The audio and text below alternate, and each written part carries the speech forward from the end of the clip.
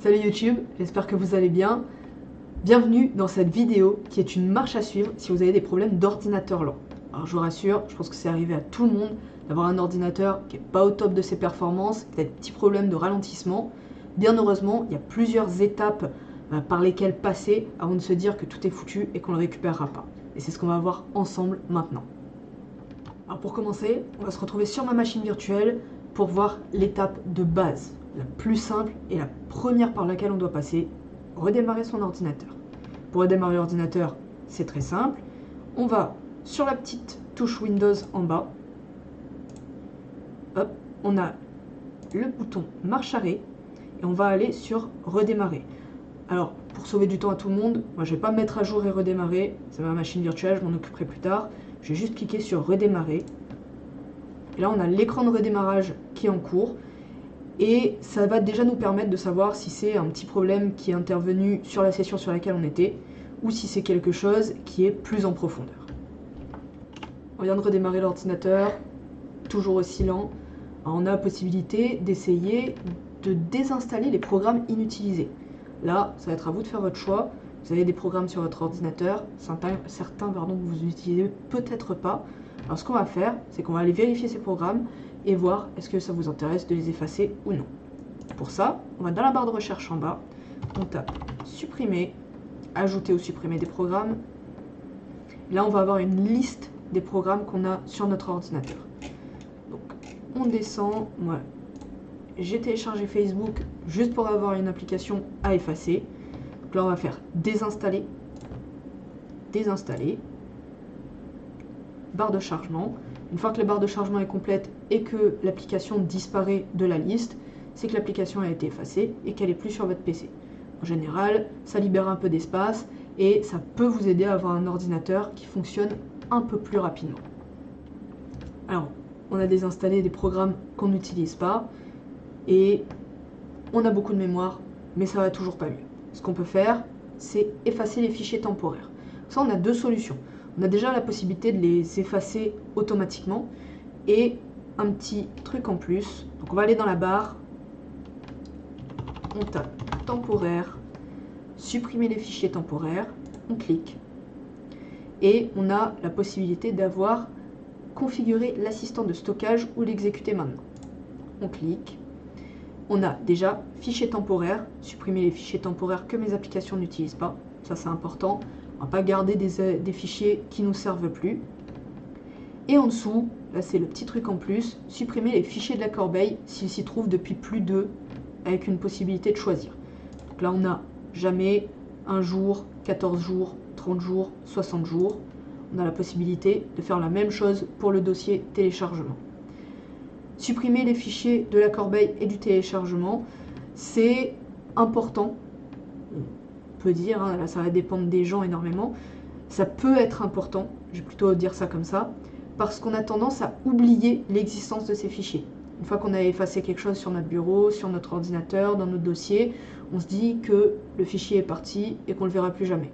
Ces fichiers, ils vont rester stockés dans la corbeille. Une fois les fichiers téléchargés, c'est pareil, on les a utilisés, on les oublie là. Donc ces deux dossiers, qu'il va falloir vider assez souvent. La corbeille, parce qu'on n'en a plus besoin. Si c'est dans la corbeille, c'est qu'en général, on n'a pas besoin de les garder. Et le téléchargement, parce qu'à partir du moment où le fichier est installé, sauf exception, on n'en a plus besoin. Donc là, pareil, ça peut être intéressant d'avoir une option automatique. Pareil, 1 jour, 14 jours, 30 jours, 60 jours, on choisit et les fichiers dans le dossier téléchargement sont effacés selon notre choix. Si on veut effacer directement les fichiers, on va pouvoir faire Windows R, on écrit temp pour temporary, OK. On a le dossier des fichiers temporaires et là on va tout simplement pouvoir les effacer à la main. Donc on sélectionne le tout, on peut aussi faire ça avec CTRL A, supprimer. Alors bien sûr, pour certains dossiers, pour certains fichiers, il faut avoir les droits d'administrateur. Continuer. Certains fichiers sont en utilisation, ça c'est normal. Là, on peut tout simplement ignorer. Alors, on va faire ceci pour tous les éléments actuels. Et pareil, ouvert dans un autre programme, donc là on le laisse. À partir du moment où c'est effacé, on a normalement déjà un petit peu plus de place et moins de fichiers que l'on n'utilisera pas. On a fait de la place. On a effacé supprimé des programmes, effacé des fichiers, effacé les fichiers temporaires, vidé la corbeille, vidé le téléchargement. L'ordinateur est toujours lent. Là, on va pouvoir essayer autre chose. Empêcher les démarrages inutiles. Il faut savoir, quand vous démarrez votre ordinateur, vous avez des programmes qui démarrent en même temps. Sur certaines installations, on a même la possibilité d'ajouter l'option démarrer, lancer plutôt au démarrage de Windows. Le problème, c'est que ça prend énormément de capacité à l'ordinateur, selon les programmes, et ça peut rendre l'ordinateur lent selon votre configuration. Donc ce qu'on peut faire, c'est aller dans le gestionnaire des tâches. Donc là, CTRL majuscule échappe, et on a l'onglet démarrage. Là, on a plusieurs onglets qui permettent de voir un peu comment notre ordinateur est en train de fonctionner. L'onglet démarrage, c'est celui qui va nous intéresser. Donc on va dans démarrage, et là, on a tous les programmes qui démarrent en même temps que notre ordinateur. Alors, moi, par exemple, j'ai pas besoin que CCleaner ou que Clean Master démarrent en même temps que mon ordinateur. Donc on va sur le programme, on a deux possibilités. La première, désactiver en bas à droite. La deuxième, clic droit, désactiver. Donc là, un clic droit désactiver, ça désactive bien. On a le statut qui l'indique. Sur l'autre, on va essayer tout simplement de le désactiver en bas et ça fonctionne tout aussi bien. Ça va vraiment permettre de libérer de la mémoire au démarrage de l'ordinateur et d'avoir un ordinateur qui a la possibilité d'attribuer un peu plus de ressources à autre chose que des programmes dont on n'aurait pas forcément besoin dès que l'ordinateur démarre. Si votre ordinateur est toujours lent, il y a la possibilité qu'il ait besoin d'une défragmentation. La défragmentation, elle va permettre à votre ordinateur de remettre les fichiers dans l'ordre. Quand un fichier est utilisé, ça se peut qu'il y ait plusieurs morceaux qui se mettent dans le désordre, et forcément, pour que l'ordinateur puisse les lire le plus rapidement possible, ce serait mieux qu'ils soient dans l'ordre. S'il doit aller chercher un fichier à droite, un fichier à gauche et essayer de les remettre dans le bon ordre, c'est un peu plus lent, un peu plus compliqué que si tout est déjà fait. La défragmentation, elle va permettre de tout remettre dans l'ordre et d'accélérer tout ça. Pour pouvoir défragmenter, on va aller dans la barre de recherche, on va taper défrag, on va aller sur défragmenter et optimiser les lecteurs.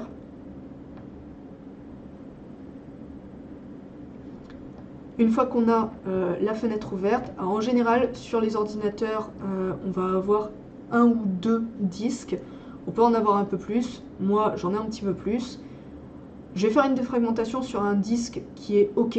Je ne vais pas défragmenter immédiatement mon Samsung parce que ça va prendre énormément de temps. Là, je l'ai testé un petit peu plus tôt. Ça prend vraiment longtemps. Donc là, ce qu'on va faire, c'est qu'on va défragmenter, par exemple, le réservé au système. OK, ça fait 8 jours depuis la dernière optimisation. Donc, on va cliquer sur le disque qui nous intéresse. On peut aussi aller sur la partition principale. Vous, c'est sûrement ce qui va vous intéresser le plus. Et on va cliquer sur optimiser. Donc là, c'est très rapide. Je vais vous montrer sur un autre disque un petit peu plus long. On a bien le pourcentage d'avancement. Une fois que c'est terminé, le disque est défragmenté, le tout est optimisé et les fichiers devraient être un petit peu plus rapides à être lus. On a fait tout ça, problème, l'ordinateur est toujours lent. Là, on va pouvoir vérifier qu'il n'y ait pas de fichiers ou de logiciels malveillants sur l'ordinateur. C'est pour ça que j'ai déplacé un petit peu ma caméra, parce qu'on va aller dans la petite barre, on va appuyer sur la flèche et on va aller ouvrir l'outil de sécurité Windows. C'est l'outil qui a de base sur les ordinateurs Windows. On clique gauche et ça nous ouvre la fenêtre sécurité. On va aller dans protection contre les menaces et virus, dans le menu sur le côté. On clique et on va effectuer une analyse rapide. On voit qu'on a une barre de chargement. Cette analyse, elle peut être plus ou moins rapide selon le nombre de fichiers qu'on a et si la dernière analyse effectuée date d'il y a longtemps ou non. Donc, on attend que ce soit terminé. Et on a le résultat d'analyse. L'antivirus, alors moi je vais l'ouvrir dans la barre de notification pour que ce soit plus lisible. l'antivirus Microsoft Defender a analysé votre appareil avec la date et l'heure, dans l'autre sens d'ailleurs. Aucune nouvelle menace n'a été détectée. Si après tout ça, votre ordinateur est toujours lent, on peut tenter une dernière étape. Enfin, moi, c'est la dernière option que j'ai à vous donner, presque. C'est de passer votre adresse IP de dynamique à statique. L'adresse IP dynamique, c'est une adresse qui est automatiquement attribuée par le modem. Nous, on va aller choisir notre propre adresse IP. Donc pour ça, on fait Windows R, donc la touche Windows, avec le petit sigle Windows sur la touche, et R en même temps, et on va taper, voilà, ce que j'ai écrit juste là, ncpa.cpl. On clique sur OK ou on tape sur Entrée, et on va avoir nos connexions réseau. Moi j'ai 2 connexions VMware, c'est les connexions de mes machines virtuelles, et une connexion Ethernet, qui est la connexion de mon PC, qui est branchée directement au réseau par Ethernet. Donc on fait un clic droit, propriété sur le réseau qui nous intéresse. On va aller chercher l'option Protocol Internet Version 4, TCP IPv4. Double-clic. Et là, on a bien, comme je vous le disais, une adresse qui est attribuée automatiquement. Nous, ce qu'on va faire, c'est qu'on va cliquer sur Utiliser l'adresse IP suivante, ce qui va nous permettre de choisir notre propre adresse IP. On clique. Dans la zone adresse IP, on va taper 192.168. On va prendre une adresse IP assez basique, donc .10.10. Et le masque de sous-réseau devrait être mis automatiquement si on clique dessus. 255.255.255.0, qui est ce qu'on retrouve le plus souvent pour un réseau privé. Une fois qu'on a fait tout ça, on va cliquer sur OK. Donc, on a bien toujours nos paramètres. OK. Et là, on devrait avoir une adresse IP statique. Juste avant, je vous disais que c'était presque la dernière étape. Et presque parce que, pour ce qui vient, c'est pas vraiment une étape à suivre. C'est plus des outils qui vont vous aider dans tout ce qu'on vient de faire. Le nettoyage de l'ordinateur, c'est un point qui est très important. Et quand il y a des points importants sur les ordis, la plupart du temps, il y a des applications pour ça. Alors nous, on va parler de 2 applications, parce que je ne vais pas en choisir qu'une et vous forcer à l'utiliser. On a CCleaner, qui est le plus connu. Et oui, CCleaner, pas CCleaner, comme beaucoup de gens pensent. Donc CCleaner et CleanMaster. Donc on va regarder les deux, et on va voir un peu les points communs et les différences qu'il y a entre ces 2 applications. Alors déjà, pour les points communs, on a le plus flagrant, c'est ce côté blanc épuré de l'interface des 2 logiciels. On est sur un côté très blanc, très épuré. On est aussi sur un menu vertical qui est à gauche de l'interface pour les 2 applications. Et le 3e petit point, là, qui relève à mon sens un petit peu plus du détail, mais qui est quand même un point commun sur les 2, c'est la configuration apparente de l'ordinateur tout en bas de l'interface. Donc pour CCleaner, juste là, et un petit peu plus étalé pour CleanMaster. Sur les 2 logiciels, on va aussi avoir des différences. Alors, la première différence, ça va être par exemple les menus qui sont beaucoup plus extensifs chez CCleaner que chez CleanMaster. Chez CleanMaster, on n'a pas énormément d'informations sur ce qui va se faire. On est sur des choses assez sobres, assez simples, alors que chez CCleaner, on peut avoir beaucoup plus de détails sur ce qui va se passer et beaucoup plus d'explications. Si vous entendez les bruits, c'est des feux d'artifice à l'extérieur de chez moi. On est le 12 novembre, je ne sais pas vraiment pourquoi, mais ça arrive assez souvent. Je suis désolée si ça gêne le son de la vidéo. On va continuer avec la 2e différence. La 2e différence, c'est que CleanMaster a un côté un peu plus attirant à regarder, un côté plus coloré, un peu plus moderne, alors que CCleaner a un côté beaucoup plus sobre. La dernière différence qu'on va citer, c'est la possibilité chez CCleaner d'avoir une interface en plein écran, alors que cette option est totalement inexistante chez CleanMaster, qui va rester sur un mode fenêtré assez petit et qui est sur une interface donc assez réduite. Et alors bien sûr, quand on parle de logiciels, il n'y a pas que des différences et des points communs qui se voit sur l'interface, mais aussi et surtout sur les fonctionnalités. Alors, on va commencer, comme tout à l'heure, par les points communs sur les fonctionnalités. Déjà, tous les deux vont pouvoir faire un nettoyage de l'ordinateur. Pour Clean Master, c'est avec Junk Clean, et le nettoyage personnalité pour CCleaner. Le deuxième point commun, c'est qu'ils ont tous les deux un outil qui permet d'optimiser les performances. Pour Clean Master, c'est PC Boost, pour CCleaner, l'optimiseur de performance. Et le troisième point commun, là, c'est un outil qui permet la mise à jour des pilotes de l'ordinateur. Driver Update pour CCleaner, et on a le Driver Boost pour Clean Master. Pour ce qui est des différences de fonctionnalités pour les deux outils, on va avoir déjà chez CCleaner un nettoyage personnalisé de l'ordinateur qui va vous permettre de choisir directement les applications à nettoyer et quels fichiers vous voulez voir disparaître. Le cache, l'historique, les cookies, l'historique de téléchargement, etc.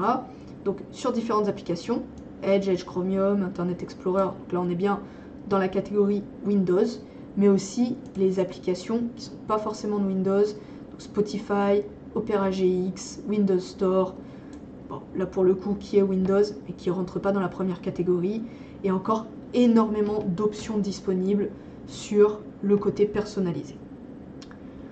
La deuxième grosse différence, ça va être que chez CCleaner, l'optimisateur de performance, donc le PC Boost, est gratuit, alors que l'optimisateur de performance de CCleaner vient uniquement avec la version, une des versions payantes du logiciel. Et la dernière différence, c'est qu'il y a beaucoup plus d'outils avec CCleaner qu'avec Clean Master. Si on va dans CCleaner, qu'on regarde les outils, on a 4 outils différents, alors que là, chez CCleaner, la liste d'outils est un petit peu plus imposante et un petit peu plus intéressante. La désinstallation des programmes, ce qu'on a fait juste avant, le démarrage, pareil, voir qu'est-ce qui démarre ou pas en même temps que l'ordinateur quand vous l'allumez. Les plugins de navigateur qui démarrent ou non en même temps que votre navigateur, les analyses de disque, les fichiers en double, même une restauration de système et un effaceur de disque. Maintenant qu'on a vu les points communs et les différences, que ce soit côté visuel ou sur les fonctionnalités, il ne nous reste qu'une étape, c'est le choix. Le choix, il est vôtre entièrement. Moi, pour ma part, je vais utiliser CCleaner pour plusieurs raisons. Je vais en citer que 3. La première, qui n'est pas négligeable, c'est qu'il est traduit en français. Alors, non seulement il est traduit en français, mais il n'y a pas... Enfin, je n'ai pas encore trouvé de problème de traduction. Alors que Clean Master, lui, est en anglais, mais si par exemple on va dans Privacy Clean, eh ben, il n'est pas qu'en anglais. Il y a énormément de choses, quasiment toutes les choses qui apparaissent en chinois. Le problème, c'est que bon, Internet Explorer, je le reconnais assez facilement. Si je remonte tout en haut, là, si je clique pas sur détail, j'ai aucune idée de ce qui se passe. Le deuxième avantage, moi, qui va me faire choisir CCleaner plutôt que Clean Master, c'est que les outils de CCleaner sont plus détaillés. Sur des trucs qui peuvent paraître assez simples, par exemple l'optimiseur performance. Si je vais sur PC Boost, booster votre PC pour le faire aller plus vite, d'accord? Mais là j'ai un petit peu plus d'informations sur ce qui va se passer. Pour booster les performances de votre PC, vous pouvez mettre 16 programmes en veille, avec une explication de qu'est-ce qui se passe, pourquoi c'est important, etc. Le dernier avantage, c'est que les outils de CCleaner vont permettre de faire tout ce qu'on a fait jusque-là dans un seul endroit, un seul logiciel. Avec les outils, comme on l'a vu, on peut désinstaller des programmes au lieu de retourner dans la barre de recherche, ajouter ou supprimer des programmes, au lieu de faire une mise à jour de logiciel manuel, ça on l'a pas vu mais c'est important aussi, au lieu d'aller chercher dans le gestionnaire des tâches les programmes qui se lancent au démarrage de l'ordinateur, tout est inclus et c'est beaucoup plus facile de tout retrouver à un seul endroit. Donc déjà, tout ça, j'espère que ça vous aide énormément alors, non seulement dans le choix à faire sur votre outil, mais aussi sur votre problème d'ordinateur lent.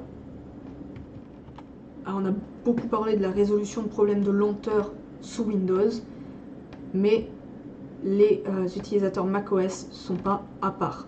On peut aussi avoir des problèmes d'ordinateur lent sous macOS, et on va voir certaines possibilités pour régler ces problèmes. La première possibilité, c'est de vérifier les logiciels qui sont ouverts et vérifier qu'ils ne prennent pas trop de ressources à l'ordinateur. Donc pour ça, on va se mettre sur ma machine virtuelle macOS Monterey et je vais vous montrer un peu qu'est-ce qu'on peut faire pour avoir quelques petites idées de résolution de problème. Déjà, on peut faire pomme espace et aller chercher activité pour moniteur d'activité. Là, on va avoir tous les processus en cours et on va pouvoir arrêter certains processus directement d'ici. L'avantage, c'est qu'on peut voir le pourcentage de processeur qui est utilisé par le processus en question. Donc là, moi j'allais sur moniteur d'activité, c'est le seul où je suis sûr que si je le ferme, il n'y aura aucun problème. Donc moniteur d'activité, on va aller sur la petite croix qu'il y a tout en haut, arrêter. Voulez-vous vraiment quitter cette opération? Quitter. Et on a un peu moins de processeurs utilisés. Bien sûr, là c'était sur une application qui est assez légère, qui ne prend pas beaucoup de processeurs. Si votre application elle prend beaucoup plus de ressources au niveau du processeur, si vous la fermez, logiquement, ça devrait aller un petit peu plus rapidement sur votre ordinateur déjà. C'est pas forcément quelque chose qui se voit directement. Ensuite, on a la possibilité de vérifier les programmes qui se lancent au démarrage, un peu comme on l'a vu sous Windows. Donc là, on va aller sur pomme, la pomme tout en haut, préférences système, et là on va aller sur utilisateur et groupe. On double-clique, on va en haut dans l'onglet ouverture, et on va arrêter l'ouverture automatique à l'ouverture de session. Donc pour faire ça, on clique sur l'application qui nous intéresse, et on va aller cliquer sur le petit moins. Hop, et on est sur une application qui ne s'ouvrira plus au démarrage. Petit tips, si vous voulez que certaines applications s'ouvrent au démarrage, là il suffit de faire l'inverse, on appuie sur plus, on va chercher l'application qui nous intéresse. Si par exemple vous voulez calendrier, hop, on repart sur calendrier et il suffit d'ajouter l'application. Après, si votre macOS est lent, vous avez aussi quelques petites solutions qui peuvent fonctionner. Par exemple, arrêter la synchronisation avec iCloud, qui peut prendre de la mémoire et donc ralentir votre ordinateur. Vous avez aussi la possibilité de libérer de l'espace. Libérer de l'espace, ça peut tout simplement être effacer des fichiers. Donc pour effacer un fichier, on va dans le Finder, on cherche le fichier qui nous intéresse. Moi dans Documents, j'ai récupéré une photo pour vous montrer tout ça. On clique, clic droit, placer dans la corbeille. Une fois qu'on l'a effacé de la corbeille, on n'oublie pas, on peut effacer ce qu'il y a à l'intérieur, clic droit, vider la corbeille. Une fois que la corbeille est vidée, on récupère de l'espace. On a aussi la possibilité de désactiver le dock. Ça, c'est ce que énormément de personnes vont faire quand macOS commence à ralentir un petit peu. Donc, pomme espace. Cette fois-ci, au lieu de taper activité, on va taper dock. On va ouvrir dock et barre des menus. Et là, il va falloir vérifier 3 choses. Déjà, qu'agrandissement soit décoché. Ensuite, animer les applications lors de leur ouverture, on décoche aussi. Et masquer, afficher automatiquement le dock, on décoche. Et ça, c'est des trucs qui peuvent vous aider à récupérer un petit peu de vitesse au niveau de l'ordinateur. Et pour Mac, malheureusement, je suis pas du tout sur Mac, j'ai pas énormément de connaissances, donc c'est tout ce que je peux vous offrir comme information. J'espère que cette vidéo vous aura plu. Si c'est le cas, n'hésitez pas à lâcher un petit pouce bleu, à vous abonner, à commenter, et j'espère surtout que ça vous aura été utile. On se retrouve dans une prochaine vidéo et on se dit à plus.